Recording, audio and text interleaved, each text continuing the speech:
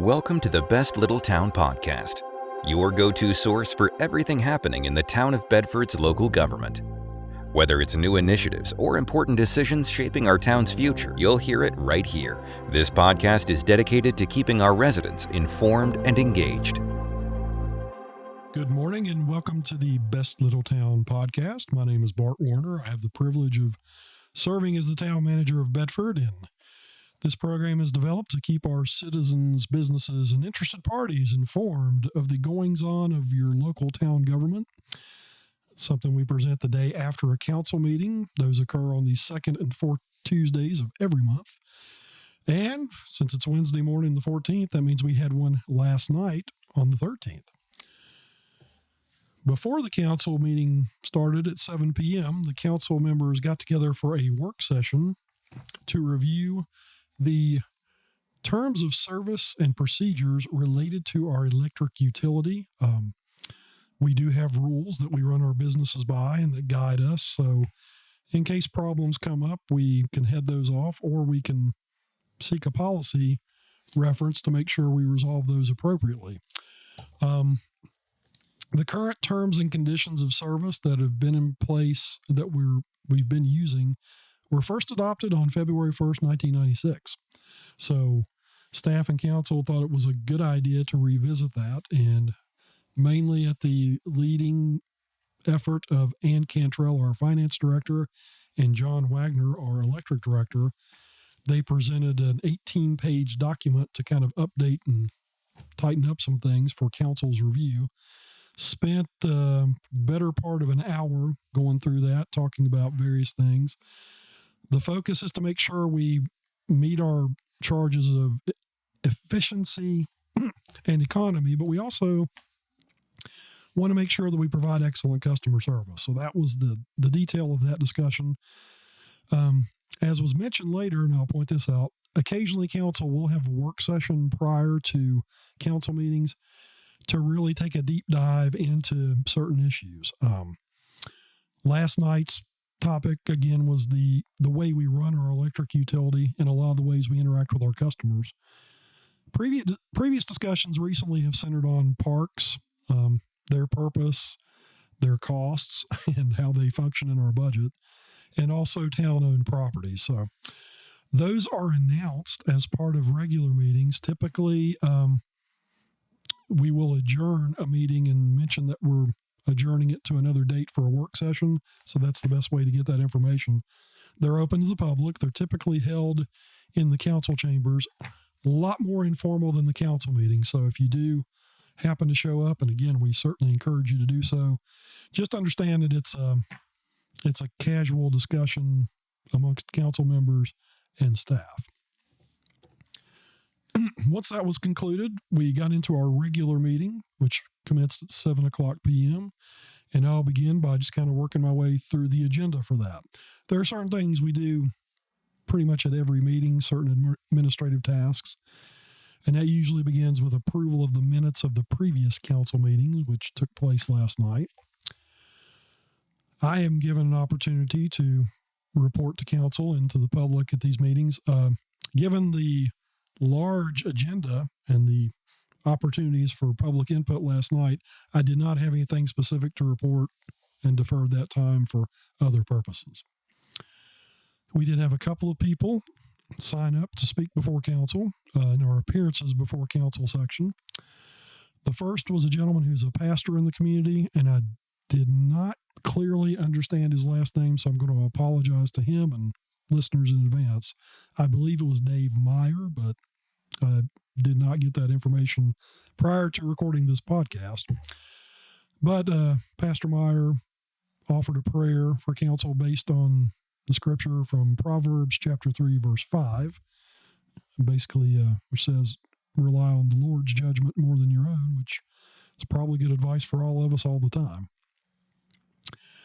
The next speaker was Miss Susan Kirby, who's a resident of Watson Place. She shared several concerns about the condition of parks in town, and particularly Liberty Lake Park. Her observation is that the park is heavily used, and she noted particularly the presence of some portable toilet facilities there throughout the park that she shared her view were not particularly effective, and she does not have a favorable view in general of those. For those of you who may not know Susan, she's been very active in the community and know that she formerly served on the Bedford County School Board.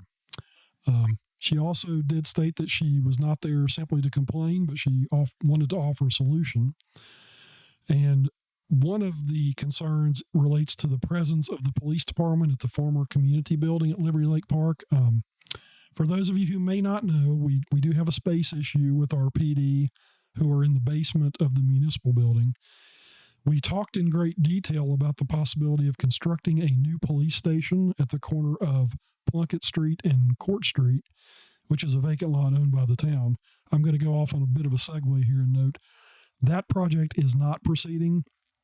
Council did spend several years in discussions with Wiley Wilson and spent quite a bit of money on some design documents, but ultimately decided not to pursue that activity. And that contract with Wiley and Wilson has been canceled. So just mentioning that for the benefit of information to the public.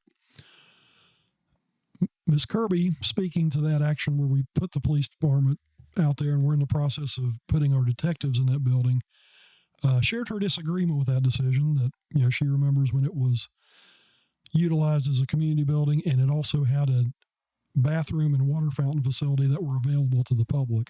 Those have been discontinued due to the security needs of the police department.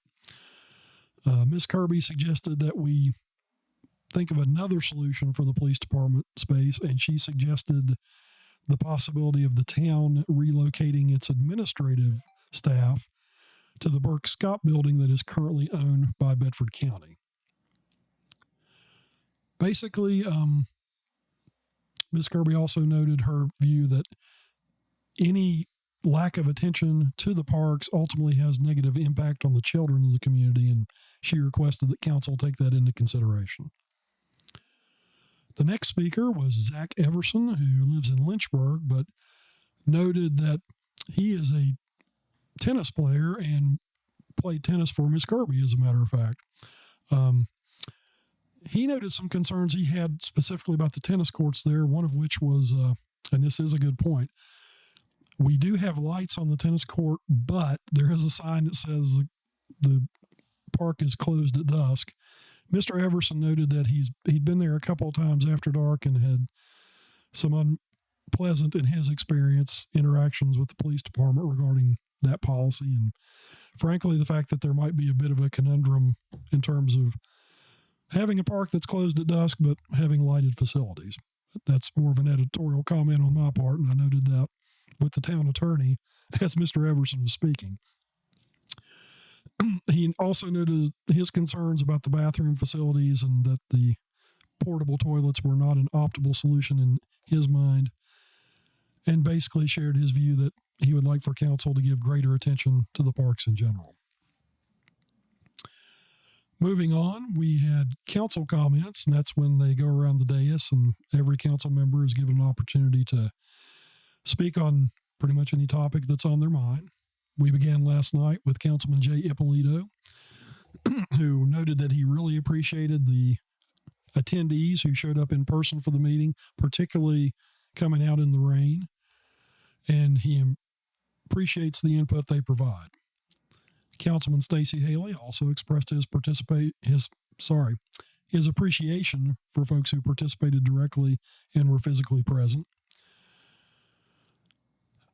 Mr. Haley noted that council has been having some very significant discussions about parks, and noted the work sessions, and again, that's why I mentioned that previously. Councilman Haley also encouraged people who are interested to attend the work sessions when they're announced so they can witness firsthand the specifics of those discussions. Vice Mayor Darrell Updike also thanked everyone who was in attendance. He also thanked Ms. Kirby particularly, but all others who provide input at those meetings, and Darrell basically said that council members really value that. In fact, they are desperate to hear input from the public at any given time. Vice Mayor Updike also personally recognized police officer Travis Thomas. He observed him working at a potato collection event in town recently. Further information coming from staff related to that was that Travis participated in something that also included the Society of St. Andrews, which is a nonprofit organization in the community that focuses on gleaning and hunger prevention activities. Councilman Dwight Evans, again, thanked everyone for coming out in the rain, thanked the pastor for offering the prayer for council. He shared his view that he's visited Liberty Lake Park many times and noted that he has received several compliments about the park and the fact that it's a large facility that is available, but he does appreciate the comments from people who are offering ideas for improvement. Councilman Dave Foster noted that Habitat for Humanity has been reactivated within town limits.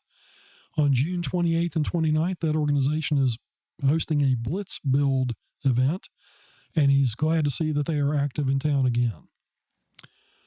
Mayor Stanley concluded the council comments, also thanked people for coming out directly, acknowledged his view that Liberty Lake Park needs improvement. He did point out that there have been some operational changes in our recreation operations, notably the fact that the town is no longer actively involved in the provision of recreation services. And CG noted that despite the fact that action and that decision took place about 12 years ago, there's still a lot of apparent confusion in town among citizens about that. He noted that he remembers the level of service that was previously provided by the city recreation department, but noted that that was a level of service that was discontinued for a reason at the time and is not likely to come back. He also noted that in addition to Liberty Lake Park, the town owns several properties and other parks that need attention as well, but noted council's commitment to continue to discuss these matters. The next item on the agenda was a report of council committees. Vice Mayor Updike, who's chair of the Finance Committee, reported that group met last week to review the quarterly statements representing the financial activities of the town. Darrell shared his view that the town seems to be headed in the right direction in terms of its financial position. In particular, we will be debt-free in the upcoming budget cycles, and we are making active plans to address the loss of $750,000 in revenue that will take place in 3 years. And again, that's something that we've spoken about before, but it's a very large issue for the town in particular in its operations. As part of the city's reversion to town status that was effective in 2013, there was extra money that Bedford County received based on the calculation of state aid in the composite index. I would certainly encourage you to Google that if you're interested in further detail, because frankly, I don't know that I can explain it in a more meaningful way at this point. But essentially, there was an incentive for the city to revert in which the county received additional funding for a period of 15 years, beginning in 2013. That amount varies based on certain budget considerations, but it's about $6 million a year, and it's geared toward schools. But the way that works is the money goes to the Board of Supervisors, then they determine how best to parcel that out. And they've been doing that continuously since 2013. As part of the agreement between the city and the county, the town receives a portion of that funding. And the town's portion, it happens to be $750,000 a year, which we have received every year from beginning in 2013. But that goes away in 2028, and that is spelled out in the voluntary settlement agreement. We have been trying to anticipate ways in which we can absorb that loss of revenue for many years. That's a big part of our budget discussion, which we'll touch on that here more in just a minute. But ultimately, we know that in 2028, there's a $750,000 hole that we need to plug. Rather than simply wait until that happens, council and staff have been taking proactive actions, and a lot of what we're proposing in the fiscal year 25-26 budget is to get ahead of that issue. And so that's the explanation behind Vice Mayor Updike's mention of that in the Finance Committee. Moving on to the rest of the agenda, we had 4 separate public hearings scheduled, the first of which dealt with the proposed budget for fiscal year beginning July 1st, 2025, and running till June 30th, 2026. There are a few changes that are upcoming in that budget. One of the most significant operationally for us is the town is proposing to get out of the commercial solid waste collection service. Important note there is that just pertains to commercial service, not residential.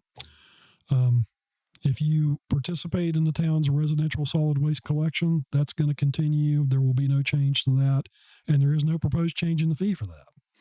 However, there are about 190 customers who receive commercial collection service for us, and based on several considerations, including the cost of that, the town has determined that it's better for the community for us to withdraw and step back from that business.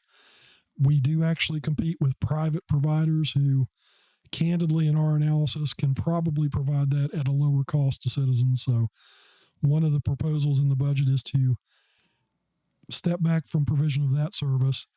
In addition to that efficiency and cost perspective for our customers, there's also the fact that we think that will ultimately net a savings for the town, ultimately of about $200,000, which applies to our efforts to recover $750,000 overall. So that's been a major discussion as part of this budget, and it wasn't a decision that's being considered lightly.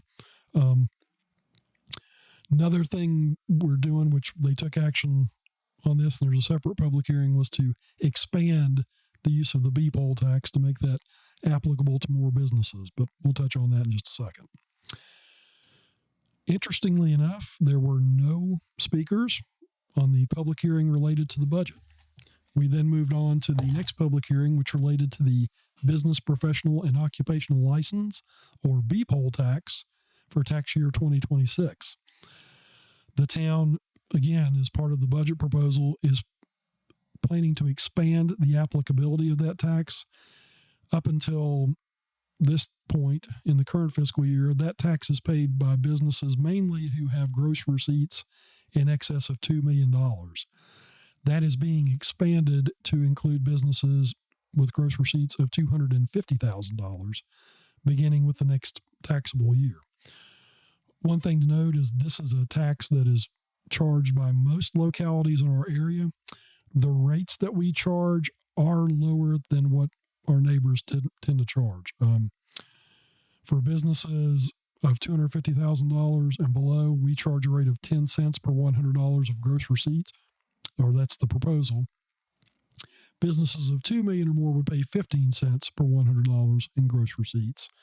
We are aware that our neighboring jurisdictions who charge that tax actually do so at an average rate of 20 cents. So we're expanding that. It will apply to more people, but we are trying to maintain some sense of competitiveness within the greater market and sensitivity to the fact that this will be an increased cost.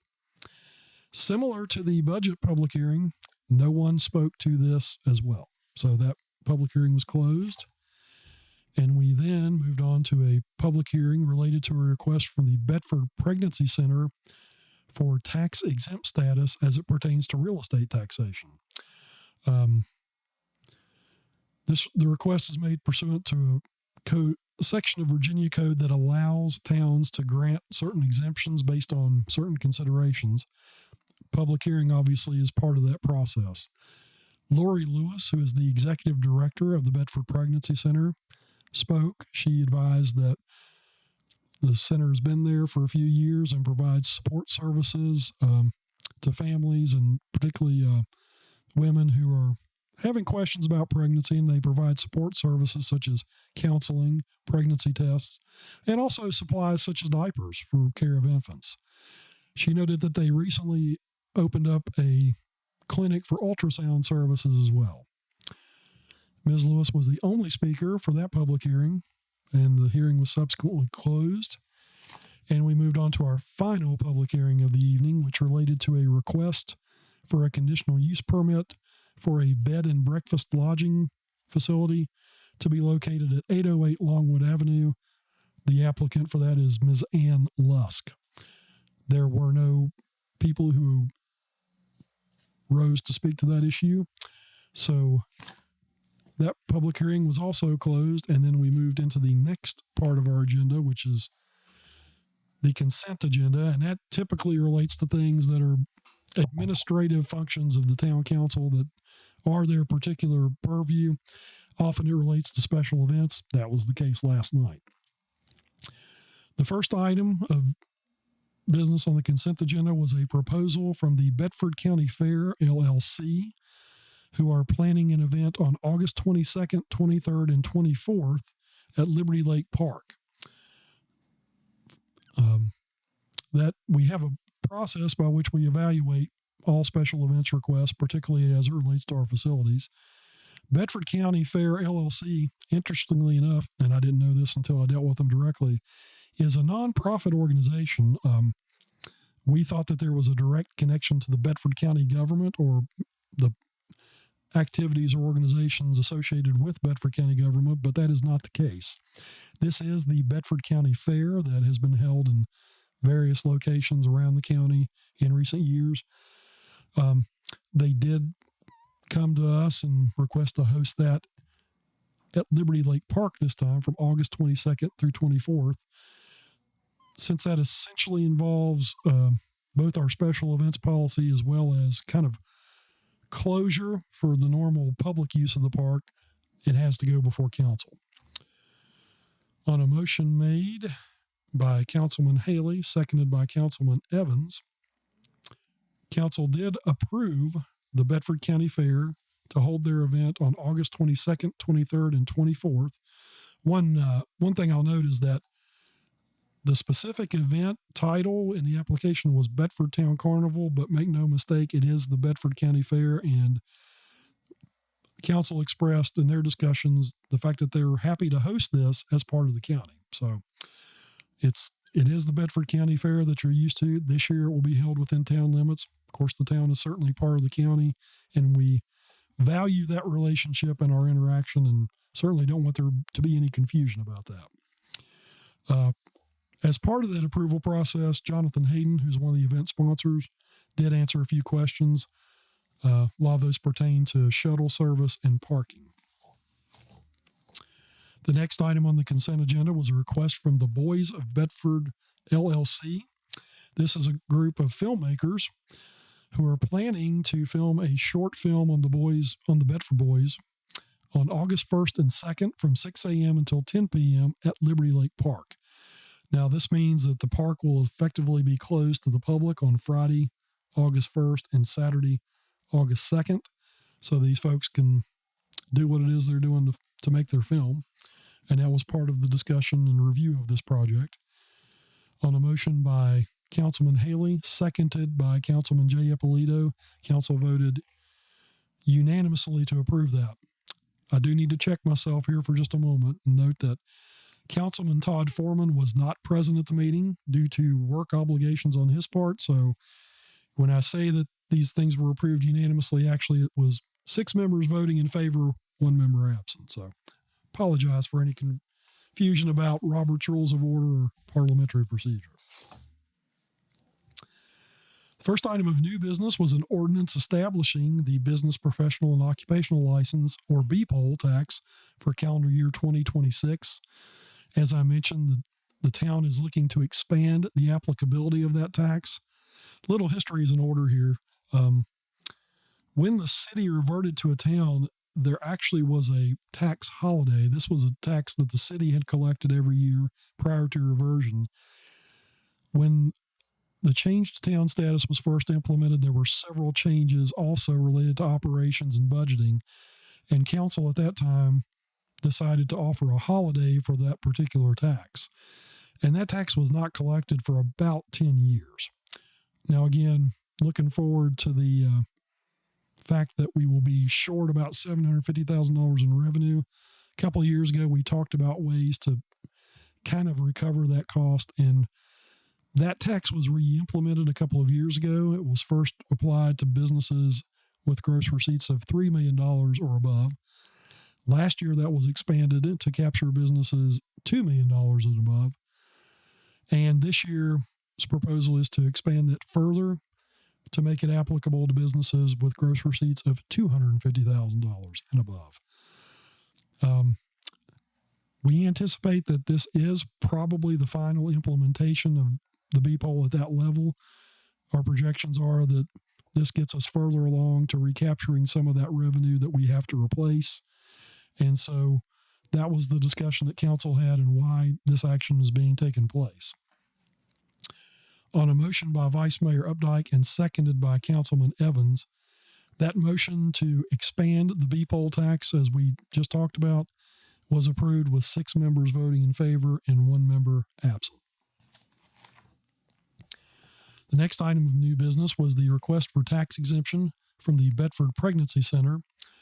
The town has the right to grant exemption to certain properties from taxation by designation under the Virginia Code, but there's a specific process that we have to go through, and we have to evaluate 8 different criteria. I'm not going to walk through those as part of this podcast. Again, would encourage you to go back and watch the video broadcast and the recording on YouTube. But we did go through those and mention the relevant legal requirements.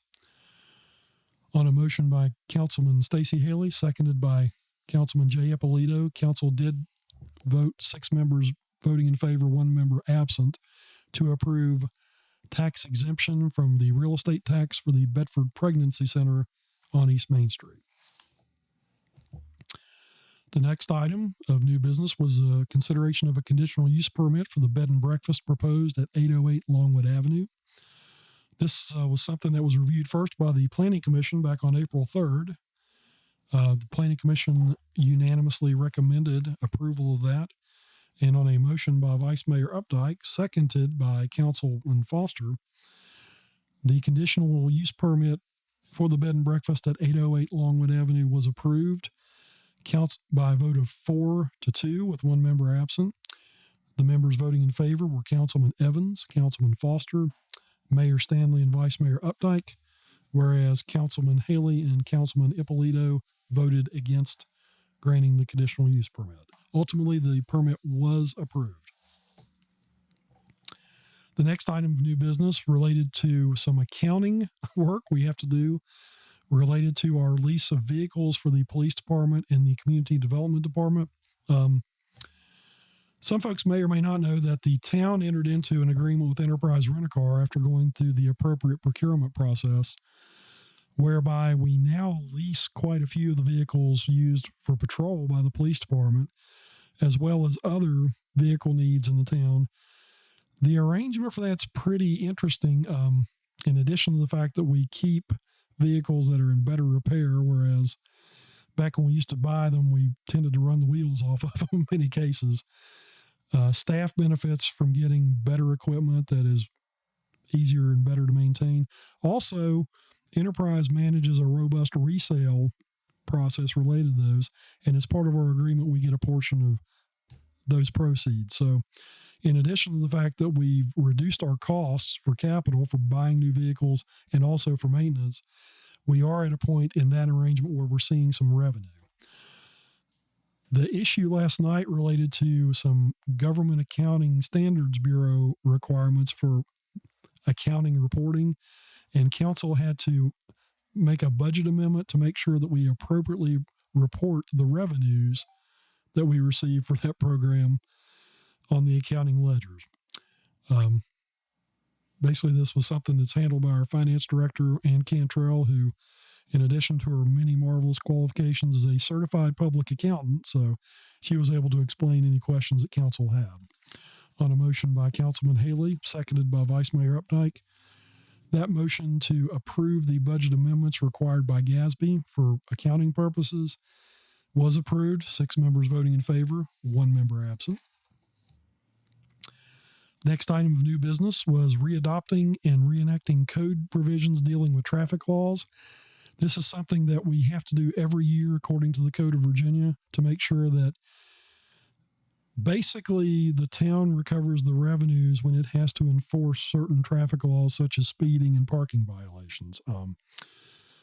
Again, Virginia government is an interesting creature in that everything local governments can and are able or ever consider doing has to be approved and specifically authorized by state law.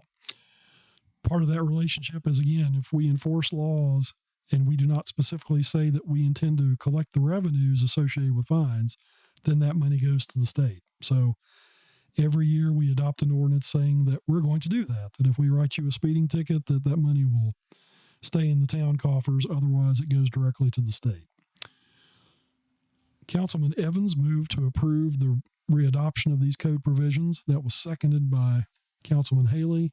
That vote was carried by unanimous consent of all members present, 6 members voting for, 1 member absent. The final item of new business was a resolution for Business Appreciation Month. The month of May 2025 has been designated as Business Appreciation Month in Virginia in recognition of the many benefits to Virginia communities derived from their businesses. And in appreciation of our industry, small towns, and entrepreneurs, Council adopted a resolution in support of that month. I read that resolution out loud last night, but I'll spare you who are listening right now from hearing that again. Would encourage you to check out the recording of the meeting on youtube.com. That concluded all the business last night. Again, it was a pretty robust agenda compared to the normal workload for council. We meet, as I mentioned, on the second and fourth Tuesday of every month at 7 p.m. at 215 East Main Street. We would love to have people come by anytime. We do have opportunities for people to speak and share information. The council meetings, again, are when all official action is taken. So if you ever have any questions about what the town's doing, or you hear a rumor, nothing happens outside of the council meetings from a legal perspective. So if you can join us on the second and fourth Tuesdays at 7 p.m. every month, we're happy to have you. The only exception is on the rare occasion that we don't have any items of new business or any pressing matters of public business. On those occasions, sometimes those meetings will be canceled, but we will certainly provide appropriate notice. You can find that on our website, www.bedfordva.gov, or through our social media outlets managed by our capable partners at mediasquatch.com, who also help us present this podcast. If you can't come to the meeting, those meetings are also live streamed. So we ask you to check through our Facebook page, which is probably the best direct source of that. I think you can also watch the live stream on YouTube. Woody's nodding at me, so I'm not saying anything wrong. That's good. And also, again, if you can't catch it live, can't watch the stream, the videos are posted to youtube.com. Last night's meeting is already up there. I did watch it in an attempt to see if I could glean the pastor's name. And again, I apologize if I got that wrong and hope somebody will correct me. But also, the approved minutes of every meeting are posted on our website, www.bedfordva.gov. If you'll click on the government tab and go to documents, that gives you a list of every meeting, not just town council, but also groups such as the Planning Commission and the Redevelopment and Housing Authority. So we want to make sure we're doing everything we can to provide the most pertinent and relevant and correct information possible. If there's something that we're missing, if you have a suggestion or a comment, please feel free to reach out to us directly. You can call during business hours at Town Hall, 540-587-6001. If you want to email me directly, again, my name is Bart Warner. My email is bwarner@bedfordva.gov. And again, we all feel very privileged to be a part of this community and to serve it. On kind of an editorial note to end, I'll note that we are in a period of change in our community. It's pretty obvious with a lot of the construction activity we see ongoing. But it's also an exciting time. While we enjoy the company of the folks who've been here for many generations and all that they've contributed here, we also are seeing more new neighbors show up on the streets and in our stores. And, you know, my experience in Bedford fashion is folks have been pretty welcoming and friendly, in all cases. And so would encourage you to continue to extend that spirit to all residents, both new and historic. And also, when I arrived here, I noted that our sponsor, Mr. Woody Watts, and Media Squatch were noted and recognized by our Chamber of Commerce. Media Squatch received a business award from the Chamber of Commerce, and Woody himself received identification as the best boss in Bedford, which is probably pretty darn accurate. So wanted to give a shout out to our hosts. We really value and appreciate that relationship and for giving us the opportunity to get this information out to you in this form. The next public meeting of council is Tuesday, May 27th. The one thing I know for certain will be on that agenda is adoption of the fiscal year 25-26 budget. Given the lack of input from last night's meeting, I anticipate that will likely be approved with a few changes, but until the actual vote takes place, we won't know that, so encourage people to stay tuned. We'll be back the day after that to report back to you. Till then, enjoy the spring weather and all that entails. Hopefully that's the right level of dry and or sunny and or whatever else meets your needs. Till then, thank you very much and tune in next time.